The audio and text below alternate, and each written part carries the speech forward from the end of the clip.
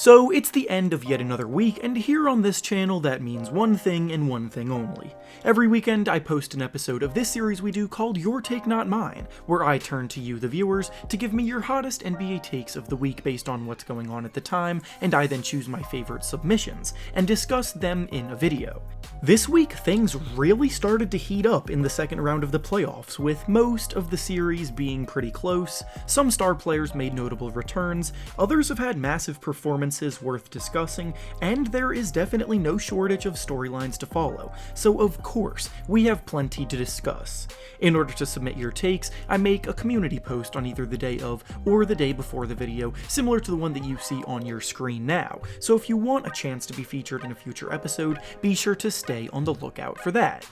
Before we start though, I want to thank Prizepix for sponsoring this video. Prizepix is the perfect service for all of us basketball fans here because when you're involved, it makes watching the games every night so much more fun and engaging. Basically, it's an application that provides you with lines on all kinds of individual player props, such as points, rebounds, assists, three-pointers made, amongst others, and you simply have to choose whether you believe they will record over the set amount in the line or under the set amount in the line. Make your selections, wager however much you want to, and if your picks hit, you can win some big money. For some picks that I'm looking at making for today's slate of games, I'm thinking of going with Victor Oladipo to score under 7.5 points, Chris Paul to dish out over 8.5 assists, and Tobias Harris to make over 1.5 threes. If this sounds at all intriguing to you, then go use the link down in the description of the video to sign up today and use promo code REFERENCE to receive a 100% deposit match bonus up to $100.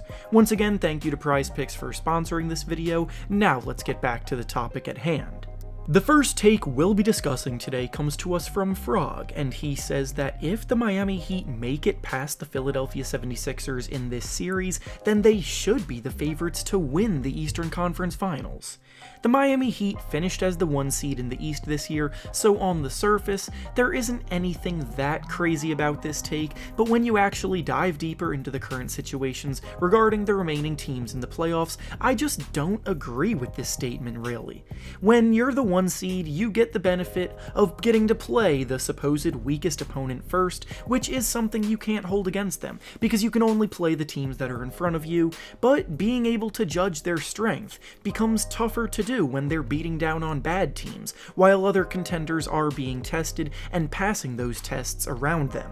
In round 1, the Heat beat the Atlanta Hawks, who wouldn't have been a playoff team without the play-in tournament, and then in the first 2 games of their current series against the Sixers, they played them without Joel Embiid even on the court, which if we're being real, the Sixers are not a very good team without Embiid out there. So the Heat finally played against a true playoff caliber team in Game 3 when Embiid returned, albeit nowhere close to 100% healthy with his orbital issue, his broken thumb, and the mask that he now has to wear, but the Heat ended up getting smoked in that game.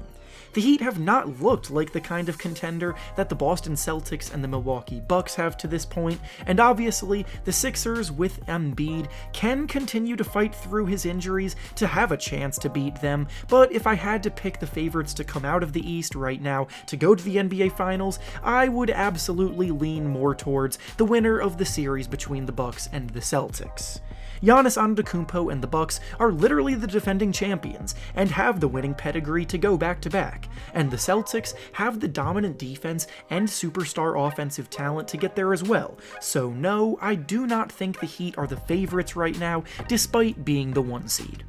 The next take we'll be discussing today comes to us from Baskom, and he says that if Klay Thompson isn't at his best this series to help out Steph Curry, then the Warriors are not capable of coming out of the Western Conference. The Warriors series against the Memphis Grizzlies so far has been a dogfight in every imaginable way. The battles on the court are intense and entertaining, the games for the most part have been close except for the last one, and things have gotten pretty physical with tensions running high between them, especially after Game 3. The Warriors are up 2-1 in the series, and there is a lot to like about how they've played, but as the original take states, Klay Thompson is definitely one player that there is reason to be somewhat concerned concerned about. Ever since his return to the court from his injury, he's been trying to work his way back to his old self by firing up a ton of shots to try to work off the rust, and that's fine for the regular season, but we're now in the playoffs where every possession means so much more, and he is still showing bad tendencies with his overall shot selection, shooting ill-advised shots and missing a lot of them. Klay is shooting just 37% from the field and 32% from three this series so far, and he's the team's 4th leading scorer behind Steph Curry, Jordan Poole, and Andrew Wiggins. The Warriors can explode offensively on any given night, but it has been a weird adjustment because it seems like Jordan Poole is passing Klay Thompson in the pecking order, but Klay hasn't really accepted it yet. That could prove to be what holds the team back from going all the way, or they could work through it. But the Suns are a strong team, as there is, and these things will need to be answered before they inevitably meet next round. And finally, the last take we'll be discussing today comes to us from Bam, and he says that the Blazers should get involved in the Rudy Gobert sweepstakes because adding him could turn them into contenders. We've discussed it previously here on the channel, but basically, it seems as though the Utah Jazz are imploding, and some big changes are going to be coming there soon. For years now, there have been rumors that Donovan Mitchell and Rudy Gobert haven't always gotten very well along, and they don't always enjoy playing with each other, but for a while, their winning ways were able to cover that up, but now that they're not winning as much, and they're getting eliminated from the playoffs early on, it finally appears to have bubbled over. It really feels as though one of Donovan Mitchell or Rudy Gobert will be traded this summer, and if it's Gobert, then the Trailblazers are honestly an intriguing destination for him.